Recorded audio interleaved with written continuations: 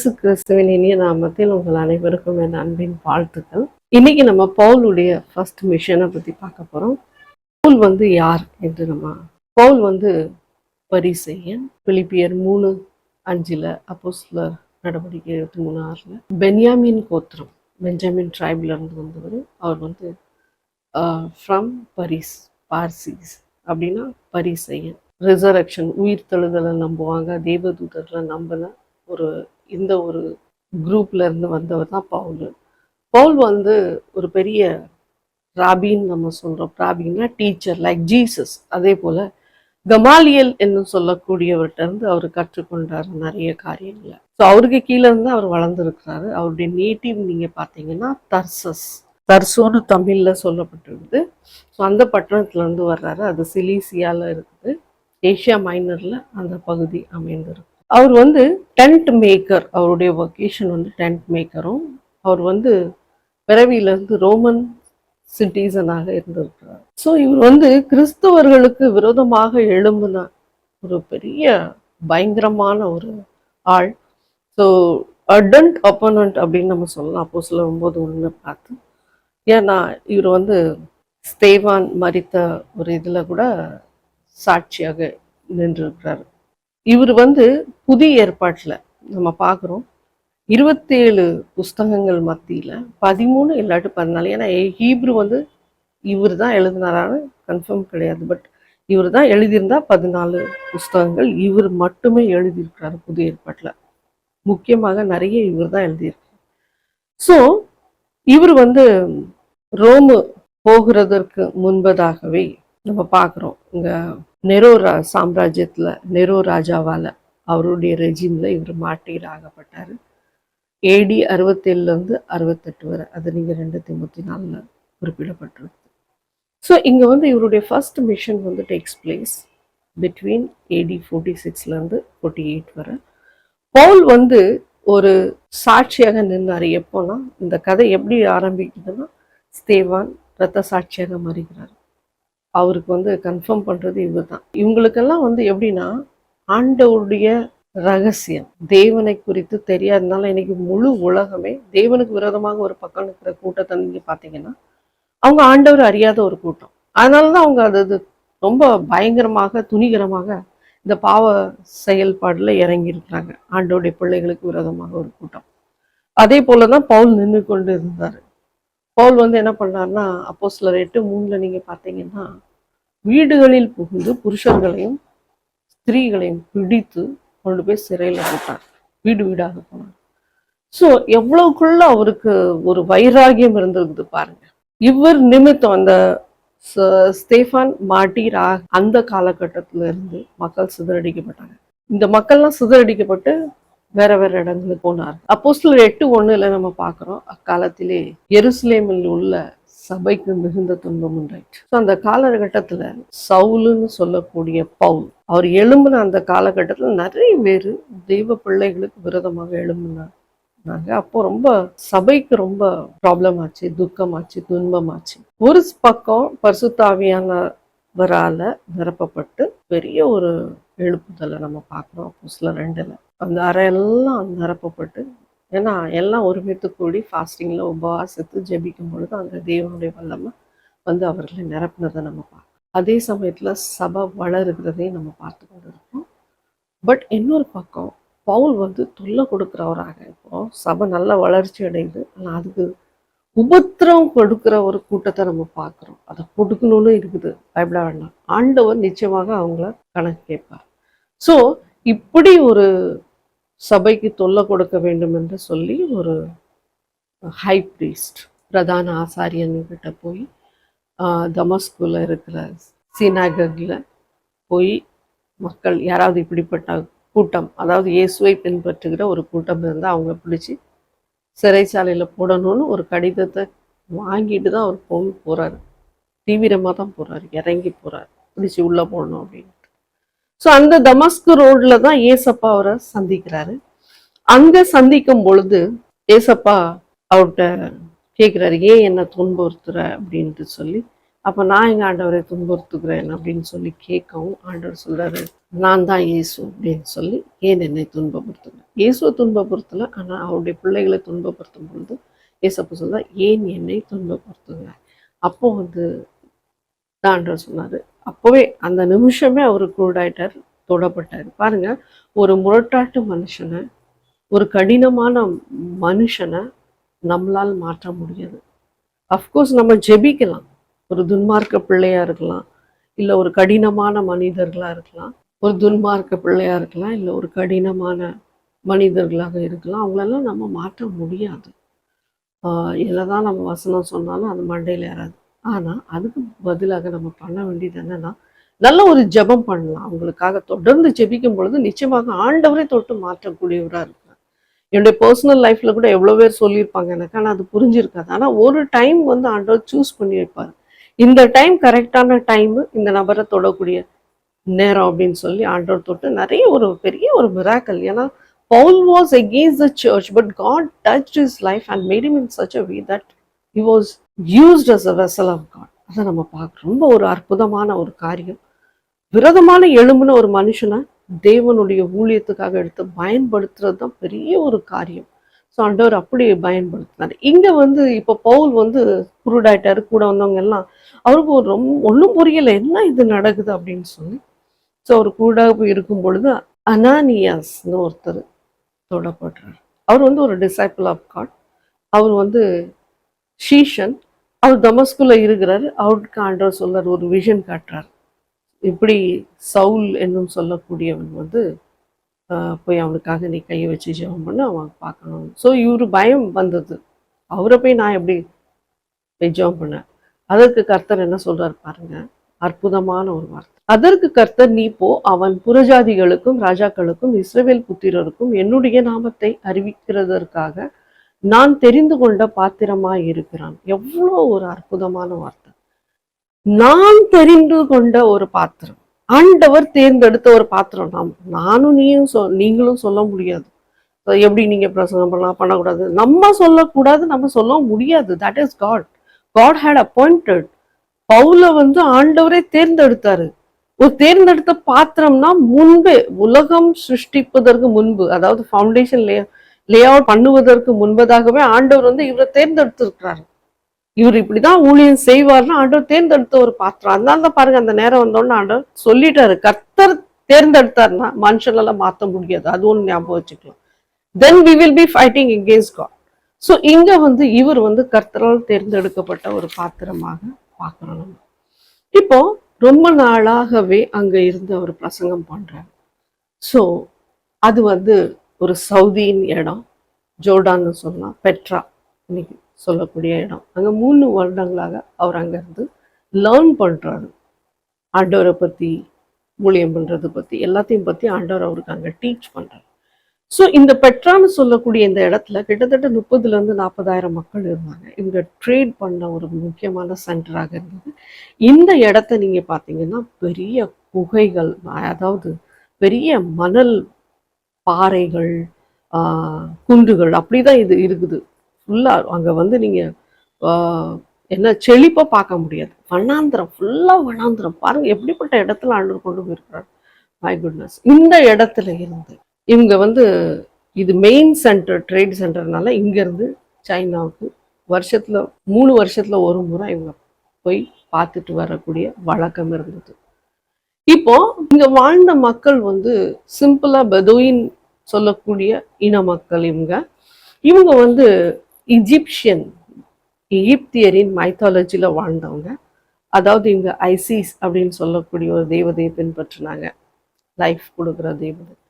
அதை வந்து தான் இவங்க வந்து ஃபாலோ பண்ணாங்க. இவங்க வந்து ஆன்சஸ்டர் ஆஃப் நெபாத்தானியன் பீப்புளுக்குள்ள ஆன்சஸ்டர். இங்க வந்து பவுல் வந்து இருந்தாரு. பட் இவங்க வந்து யூத டெசண்டன்ட்டும் கிடையாது, ஜென்டைல்ஸும் கிடையாது, புறஜாதியார்களும் கிடையாது. ஆனா நீங்க இவங்களை பார்த்தீங்கன்னா இவங்க வந்து யாருன்னு பார்த்தா இஸ்மவேல் சன்னதியிலிருந்து வரக்கூடிய ஒரு கோத்திர மக்கள். இந்த இடத்துல போய் அவரை தேவன் கொண்டு போயிருக்கிறாரு. அங்க போய் அவர் பிரசங்கம் பண்ணியிருக்கிறார். ஸோ ஆரம்ப காலத்துல அவர் வந்து அங்க தெய்வ வார்த்தையை ஷேர் பண்றது, அங்க பிரசங்கம் பண்றது இருந்து கொண்டிருந்தது. யூத மக்கள் இது அறிந்து இவருக்கு விரோதமாக திட்டம் தீட்டி கொலை செய்ய வேண்டும் என்று நினைத்தோடனே அவர் வந்து பெரிய கூடையில கொண்டு போய், ஏன்னா ராத்திரி பகலும் அங்க கேட்டுக்கிட்ட நின்றுட்டு இருக்காங்க, எப்படா பவுல் ஒருவர் அவரை கொலை செய்யணும். ஆனா பாருங்க, தேவனுடைய கரம் இருந்ததுனால, ஆண்டோடைய சித்தம் திட்டம் இருந்ததுனால யாரும் கை வைக்க முடியாது.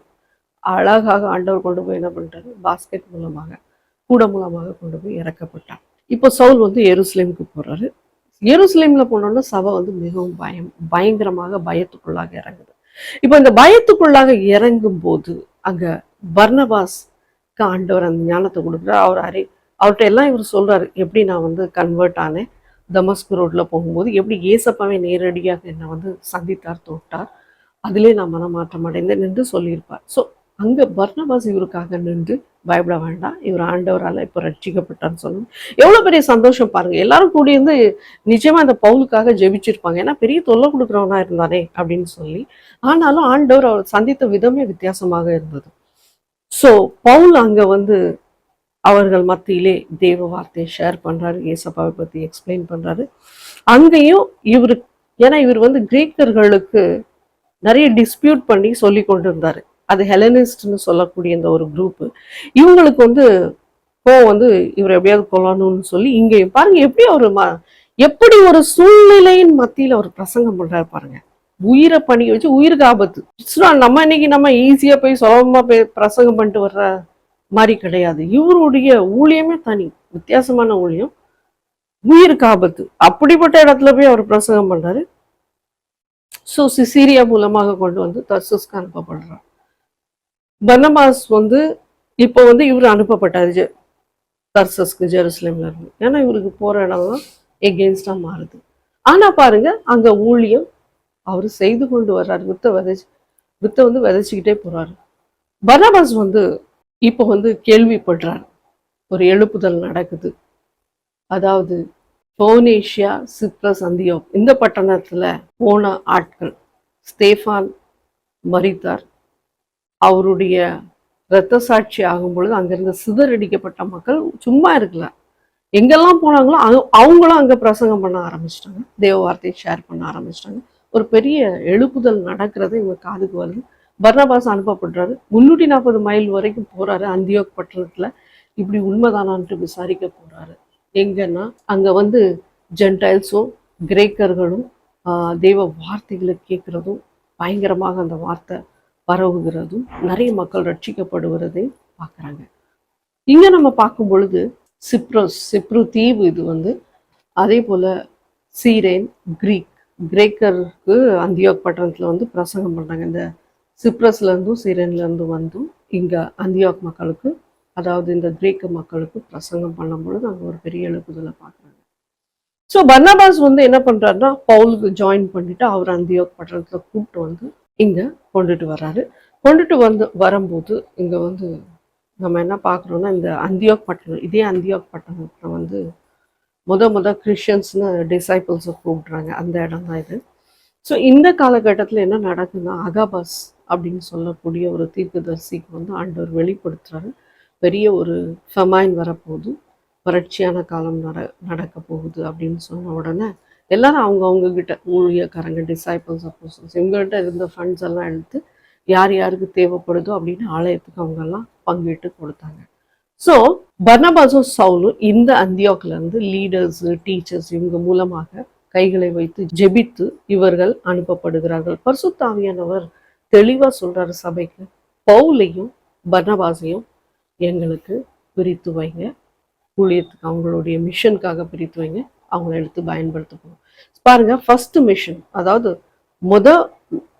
பிரயாணம், ஊழியத்தின் பிரயாணத்துல ஃபர்ஸ்ட் மிஷன்ல பவுலும் பர்னபாஸும் சேர்ந்து தான் ஊழியம் பண்ணாங்க. ஸோ அங்கேருந்து இவங்க என்ன பண்ணுறாங்க, செலூசியாவுக்கு போகிறாங்க. அங்கேருந்து சிப்ரஸ், அப்புறமாக பார்க்குறோம் சலாமிஸில் ஒரு ஈவெண்ட் நடக்குது. என்ன ஈவெண்ட் நடக்குதுன்னா, அவங்க வந்து யூத சினகக்ல பிரசங்கம் பண்ணுறாங்க. இங்கே வந்து யோவான்னு சொல்லக்கூடிய மார்க் இவங்க கூட ஜாயின் பண்ணுறாரு, அசிஸ்டண்ட்டாக ஜாயின் பண்ணுறாரு. அதுக்கு அடுத்தபடியாக சலாமிஸ்லேருந்து இப்போ பிரசங்கம் பண்ணதுக்கப்புறம் பப்போவாஸ்க்கு போகிறாங்க. பப்போவாஸ்ல பரியேசு, அதாவது பார் ஜீசஸ் அப்படின்னு சொல்ற ஒரு கள்ள பிரசங்கியார், கள்ள தீர்க்கதரிசியார் நம்ம சொல்லலாம். இவங்க இவங்க கூட கன்ஃபரண்ட் ஆகுது. இங்க வந்து ஒரு அதிபதி இருக்கிறாரு. என்ன அதிபதினா செர்கியஸ் பவுலோஸ் அவர் பேரு. அந்த அதிபதி ஆசைப்படுறாரு தேவ வார்த்தையை கேட்கணும்னு சொல்லி. அப்ப பர்னபாசையும் சவுலையும் கூப்பிடுறாரு, பவுலையும் கூப்பிடுறாரு. ஸோ பர்னபாசும் பவுலும் அங்க போய் சொல்லும் பொழுது இந்த பார் ஜீசஸ்ன்னு சொல்லக்கூடிய இவர் வந்து தடுத்து நிறுத்துறாரு. அதாவது அவங்க விசுவாசம் பெற்றுட்டாங்கன்னா நம்ம பொழப்பு கெட்டு போயிடும், என்ன நினைச்சான்னு தெரியல. ஆனா வந்து தடுக்கிறான் விசுவாசி. இப்ப பாருங்க, நிறைய இடத்துல நம்ம பாக்குறோம் ஆண்டோடைய வார்த்தையை நம்ம ஷேர் பண்ணும்போது நிறைய பேர் அங்க அப்போசிட்ல நிற்பாங்க. விசுவாசிக்காதபடிக்கு பிரசங்கத்தை பண்ணுவாங்க, விசுவாசிக்காதபடிக்கு தடை செய்வாங்க. ஊழியக்காரங்களே நிறைய இருக்காங்க அப்படி, பிலீவர்ஸும் இருக்கிறாங்க நிறைய அப்படி. தேவ வார்த்தை உண்மையா நீங்க பிரசங்கம் பண்ணுங்க, அங்க நிறைய எதிர்ப்பு இருக்கும், ஏதாவது ஒரு ரீசன் சொல்லி தடுத்து நிறுத்துவாங்க. இப்படிதான் இங்க வந்து இந்த பார் ஜீசஸ் பண்ணிக்கிட்டு இருந்தான், தடுத்து நிறுத்தான். பவுல் வந்து ஆவியில நிரப்பப்பட்ட உடனே என்ன சொல்றாரு பாருங்க, அவங்களுக்கு பயங்கர கோவம் வருது. பரிசுத்தாவில நிரப்பப்பட்டிருக்கிறாரு. அப்போஸ்தலர் 13:10 எல்லா கபடமும் எல்லா பொல்லாங்கும் நிறைந்தவனே, பிசாசின் மகனே, நேர சொல்லிட்டார், நீ பிசாசு மகன் தான், நீதிக்கெல்லாம் பகைஞனே, எங்கெல்லாம் நியாயம் விசாரிக்கப்படுறதோ அதுக்கெல்லாம் நீ பகையா நிற்கக்கூடியவனே, கர்த்தருடைய செம்மையான வழிகளை புரட்டுவதில் ஓய மாட்டாயோ.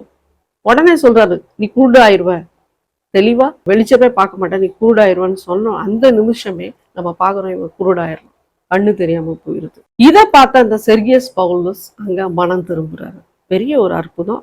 இதை பார்த்து இதை கேள்விப்பட்ட உடனே உண்மையிலே ஏசப்பா ஒரு மெய்யான தேவன் என்று சொல்லி அவர் அங்க ரட்சிக்கப்படுகிறார். ஹல்லேலூயா. ஸோ பவுல் அதுக்கப்புறமாக நம்ம பார்க்குறோம் பெர்காவுக்கு ரிட்டர்ன் ஆகுறாரு. பட் இந்த பெர்கால அவர் வரும்போது யோவான் இவர்கள் கூட வருவதை தடுத்து அவர் எங்க போயிடுறாருன்னா ஜெருசலேமுக்கு போயிடுறாரு. திரும்பவும் பவுல் வந்து வந்த இடத்துல அந்தியோக் பட்டணத்துக்கு வர்றாரு. அந்தியோக் பட்டணத்துல அங்க சினாகக்ல மறுபடியும் சபத், அதாவது ஓய்வு நாள் அன்னைக்கு பிரசங்கிக்கிறாரு. இங்க பிரசங்கத்தை கேட்ட உடனே ரொம்ப டச்சிங் ஆன உடனே இப்போ புறஜாதியார்கள் வர்றாங்க, சொல்றாங்க அடுத்த சபத் அன்னைக்கு நீங்க வந்து எங்களுக்கு பிரசங்கம் பண்ணுங்கன்னு சொல்லி. அடுத்த சபத் அன்னைக்கு பிரசங்கம் பண்ணும்போது பட்டணமே கூடிடுது, நிறைய பேர் கூட்டிடுறாங்க. கூட்டின உடனே இங்க என்ன நடக்குது பாருங்க. முக்கியமான கனமுள்ள ஸ்திரீகள்லையும் இந்த இதுக்கு விரோதமாக எழும்பினவங்க, சீஃப், அதாவது பிசினஸ் மேன்னு நம்ம சொல்லலாம், பட்டணத்து முதலாளி அப்படின்னா பிசினஸ் மேன். இவங்கள என்ன பண்றாங்கன்னா இவங்களுக்கு விரோதமாக எழுப்பி உடனே என்ன பண்றாங்க, பவுல் அண்ட் பர்னபாஸை வெளியே தட்டி விட்டுறாங்க. அவங்க என்ன பண்றாங்க, காலில் இருக்க தூசியை உதறி விட்டு இக்கோனியாவுக்கு போறாங்க, ஐக்கோனியம்னு இங்கிலீஷ்ல. இந்த இடத்துல போன உடனே இங்கேயும் பிரசங்கம் பண்றாங்க. பாருங்க, கால் தூசியை உதறி விட்டு போறாங்க. சில இடத்துல ரொம்ப ஆபத்து வந்துருக்கு, சில இடத்துல ரிஸ்க் எல்லாம் வந்துருக்கு, அதெல்லாம் அவங்க மைண்ட் பண்ணவே இல்லை.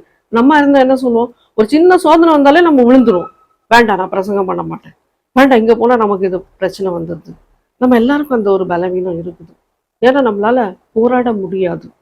ஆனா இவங்களுக்குள்ளாக எப்படிப்பட்ட தெய்வ ஆவி இருந்திருக்கு பாருங்க. மறுபடியும் எழும்பி தூசி உதறி விட்டு போயிட்டே இருந்தாங்க. நமக்கு ஆண்டவர் கொடுத்த பணியை நம்ம கரெக்டா செய்து முடிக்கணும். இன்னைக்கு குடும்பத்திலே நமக்கு எதிர்ப்பு நிறைய உண்டு, தொல்லைகள் உண்டு, பிரசங்கம் பண்ணாதபடிக்கு பெரிய உபத்திரம் பாடு, இதெல்லாம் பிளான் பண்ணி வச்சு செயல்பாட்டுல இருக்கிறான் சாத்தானும், அவனும் ஓய்வதில்லை. ஸோ இதெல்லாம் மேற்கொண்டு வரணும்னா அந்த அளவுக்கு நமக்கு ஜெபமும் வேணும், அந்த அளவுக்கு போராட்டத்தை ஜெயம் பெறணும்னா ஆண்டவர் சமூகத்துலதான் வைக்கணும். அதுதான் ஒரே வழி.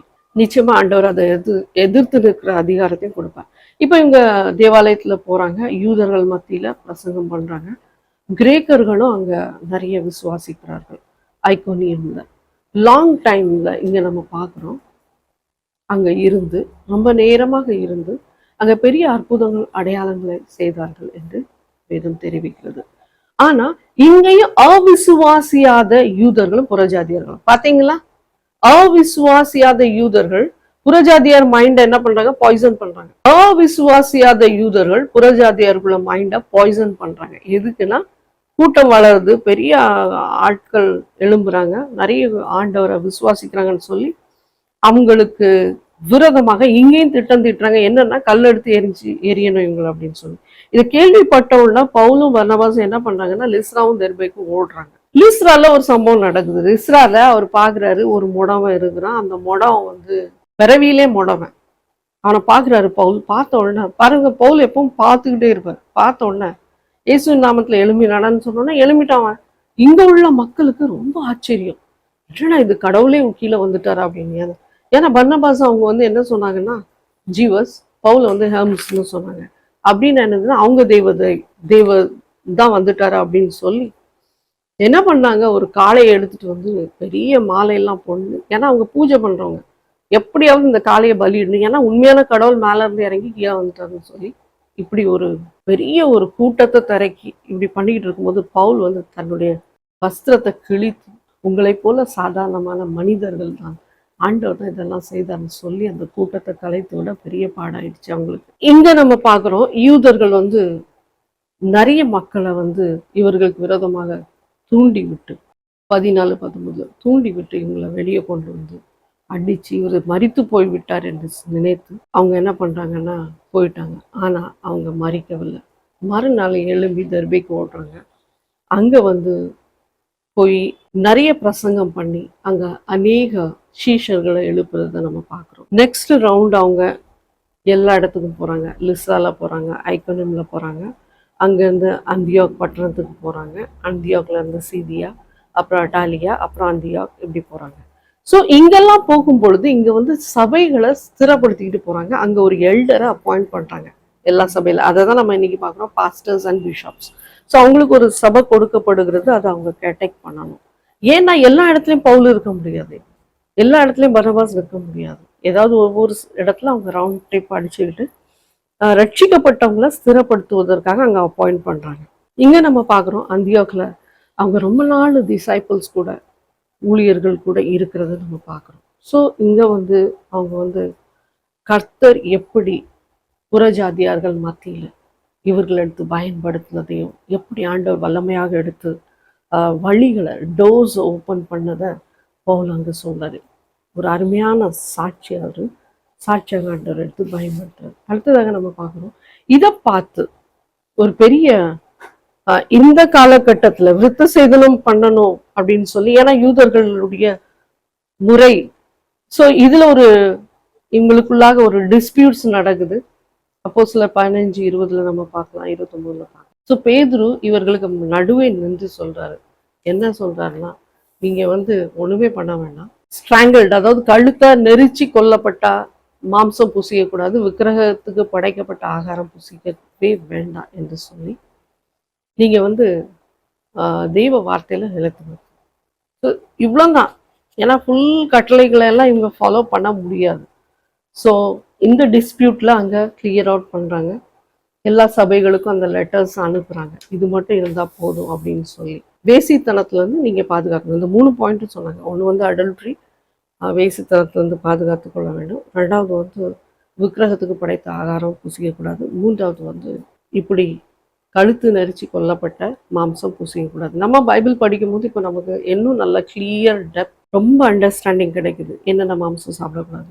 ஸோ இப்படி ஆண்டவரே நம்மளை வழி நடத்தும். ஸோ இது மெயினாக, ஏன்னா புறஜாதியார்களுக்கு எடுத்த உடனே புரியாது, அதனால இந்த இவ்வளோ இதை கொடுத்துட்டு போனாங்க. ஸோ பவுலுக்குள்ள லாஸ்ட் மிஷன் அண்ட் பர்னபாஸ்குள்ள லாஸ்ட் மிஷன் வந்து சிரியால முடியுது. இங்க வந்து யூதாஸும் சைலஸ் ப்ராஃபட் இவங்க கூட இருக்கிறாங்க. அதுக்கப்புறம் இவங்களெல்லாம் என்கரேஜ் பண்ணிட்டு அவங்க கிளம்பி போயிடுறாங்க. சைலஸ், பவுல் அண்ட் பர்னபாஸ் இந்த அந்தியோக் பட்டணத்துல இருந்து நிறைய பேருக்கு தேவ வார்த்தையை டீச் பண்ணி அவங்களெல்லாம் என்கரேஜ் பண்றதை நம்ம பார்க்குறோம். பவுல் அண்ட் பர்னபாஸ் இவங்களுடைய மிஷன் இது வரைக்கும் தான் முடியுது.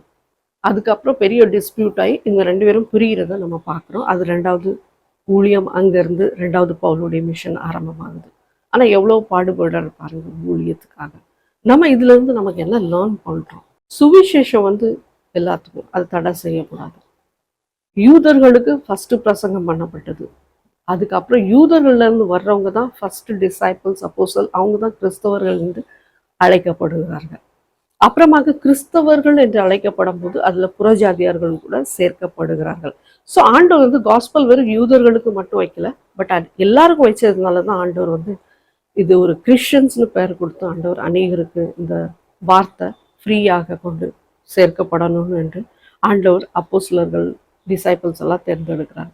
ஸோ நம்ம பேதுரு, பவுல், இந்த அப்போஸ்தலர்கள் எல்லாம் பார்த்தோம்னா இவங்கெல்லாம் யூதர்கள்ல இருந்து வரக்கூடியவங்க தான். ஸோ இவங்க மூலமா தான் கிறிஸ்டியானிட்டியே உலகத்துக்கு வந்தது. So Judaism plays an important role in this because we believe Jesus. அடுத்தபடியாக இந்த பவுலும் பர்னபாஸும் நிறைய டிஃபிகல்ட்டி ஃபேஸ் பண்ணாங்க ஊழியம் பண்ணும்போது. ரொம்ப சாதாரணமாக சாப்பிட்டு நம்ம தூங்கி எந்திரிச்சு பிரசங்கம் பண்ற மாதிரி கிடையாது. நிறைய பேர் வயிற்றை நிறைச்சிட்டு அப்புறம் அப்படி கிடையாது. இதுக்காக பல பிரச்சனைகளை அவங்க சந்திக்க வேண்டியது இருக்கும் என்று த்ரெட்னிங்ஸ், லைஃபுக்கே த்ரெட்னிங். அந்த மத்தியில போய் சுவிசேஷத்தை அவங்க அறிவிச்சாங்க. பிரசங்கம் பண்ணணும்னா விலக்கரையும் அவங்க செலுத்தினாங்க. அது பயங்கரமான விலக்கரையும். டிஃப்ரெண்ட் கேட்டகரிக்கல் பீப்புள், சார்சரி நம்ம பார்க்குறோம், மந்திரவாதி, ஹீத்தன்ஸ், இவங்க மத்தியிலாம் நம்ம போய் பிரசங்கம் பண்ணணும்னு நமக்கு பயம் வந்துடும். ஆனால் அவங்கெல்லாம் போல்டாக போய் பிரசங்கம் பண்ணாங்க. தேவனுடைய வல்லமை வெளிப்படுத்தினாங்க. தேவனுடைய பவரை டிஸ்பிளே பண்ணாங்க. அதுதான் ரொம்ப முக்கியம் சபைக்கு. ஆண்டோடைய வல்லமை வெளிப்படணும், தென்படணும், கிரியை தென்படணும். அவங்க புதிய ஏற்பாட்டை அவங்க கையில் அந்த காலகட்டத்தில் இல்லை. ஆனால் அவங்க தான் எழுதுறாங்க. இதெல்லாம் எழுந்து தான் நமக்கு கிடைக்குது இப்போ. ஸோ ஏசப்பா யாரு, எந்த கோத்திரத்திலிருந்து வந்தால், எதுக்காக வந்தார்னு யூதர்களுக்கும் மற்ற மக்களுக்கும் விளங்க செய்தார்கள். அண்ட் மேசியா, உண்மையான மேசியா இவர் தான் என்று சொல்லி எல்லாத்துக்கும் உரைத்தார்கள். நம்ம இன்னைக்கு சிங்கிள் ஸ்டெப் கூட எடுக்க மாட்டேங்கிறோம் ஒரு பிரசங்கம் பண்றதுக்கு. எவ்வளோ தடை பண்றோம். நம்ம நிறைய நாஸ்டி திங்ஸ் பண்றோம், காசிப்பிங் பண்றோம், கண்டம் பண்றோம். ஒரு பிரசங்கியார் வந்தாங்கன்னா அவங்கள பத்தி 10 கதையை சொல்லி அதில் ஒரு ஃபுல் ஸ்டாப் போட்டுருவோம். ஆனா உண்மையிலே அவர் ஆண்டவரால் தேர்ந்தெடுக்கப்பட்டவரா இல்லையா அது தெரியாது. நாம எல்லாத்துக்கும் முற்றுப்புள்ளி வச்சிடறோம். இன்னைக்கு அப்படி இல்லாம ஒரு புதிய சிருஷ்டியாக மாற்றப்பட்டு ஆண்டவருக்காக எழும்பி பிரகாசிக்கலாம், ஆண்டவருக்காக எழும்பி ஜெயமாக ஓடலாம், அநேகரை எழுப்பலாம், அநேகர் மத்தியில போய் பிரசங்கம் பண்ணலாம். ஆண்டோடைய வருகை சமீபமா இருக்கிறதுனால உலகத்துல இன்னைக்கு பெரிய மாற்றத்தை நம்ம எதிர்பார்த்து கொண்டு இருக்கிறோம். இதன் மத்தியில நம்ம எழுப்பி பிரகாசிக்கணும். நம்ம ஓட்டத்தை கடைசி வரைக்கும் ஜெயமாக பவுலை போல ஓடி முடித்து ஆண்டவருக்காக சாட்சியாக எழும்புவோம், சாட்சியாக ஜீவிப்போம், சாட்சியாக மறிப்போம். பரமராஜ்யத்தில் அவர் கூட போய் இருக்கலாம். அந்த அளவுக்கு நம்ம பிரசங்கம் பண்ணணும் ஆண்டவருக்காக. நேரம் போய்கொண்டு இருக்குது, தாமதியாமல் அந்த நேரத்தை கரெக்டாக செயல்பாட்டில் கொண்டு வரணும். So don't lose your faith. Do it for God, whether you do small or big ministry. Do, எது செய்தாலும் ஆண்டவருக்காக செய்யுங்க, பிரகாசிங்க. எல்லாருக்காக நான் ஜெபிக்க விரும்புகிறேன். ஆண்டவரை பார்த்து கொண்டிருக்கிற ஒவ்வொருவருக்கும் ஆண்டவரே இசப்பா இந்த பவுலை போல தைரியத்தை கொடுங்க, ஸ்ட்ரென்த்தை கொடுங்க, நல்ல ஓட்டத்தை ஓடி ஜெயமாக முடிக்கும். அப்பா எங்களுக்கு பலன் இல்லாட்டும் கூட நீங்க பலத்தை கொடுங்க ஆண்டவரே. எழும்பி பிரகாசிக்கிற பலத்தை கொடுங்க. சிறியோர் பெரியோர் யாவரும் இன்னைக்குள்ள யங் ஜெனரேஷன் மத்தியில அப்படிப்பட்ட ஆவியை ஊற்றுங்க. நிறைய குடும்பங்கள்ல பெரிய குழப்படி ஆண்டவரே, பெரிய தடைகள் ஆண்டவரே, ஊழியர் செய்யாதபடிக்கு அப்பா தகப்பனே நிறைய பிசாசின் தந்திரங்களை உடைத்தெறிங்க ஆண்டவரே. பிள்ளைகளை எழும்பி பிரகாசிக்கட்டும் ஆண்டவரே. இன்னைக்குள்ள மாடர்ன் சொசைட்டில, மாடர்ன் ஜெனரேஷன்ல தேவனுக்கு விரோதமாக இருக்கிற கூட்டங்கள் மத்தியில நீர் உள்ளாகும்படியாகவும் அப்பா உங்களுடைய வல்லமைய தெளிவாக இவர்களுக்கு தெரிவிக்கும்படியாக ஜெபிக்கிறேன். கடைசி பரிந்தும் வரைக்கும் நான் உன்னுடனே இருப்பேன் என்று சொல்லுகிறேன் ஏசப்பா. இந்த நாளிலே ஆண்டவரை உங்களுடைய பிள்ளைகளை அப்பா ஒரு ஒரு ஒரு விளக்காக எடுத்து பயன்படுத்துவேன். நீங்க கூட இருந்து வழி நடத்துவேன். In Jesus name I pray, amen. கர்த்தர் உங்களை ஆசீர்வதிப்பாராக. God bless you.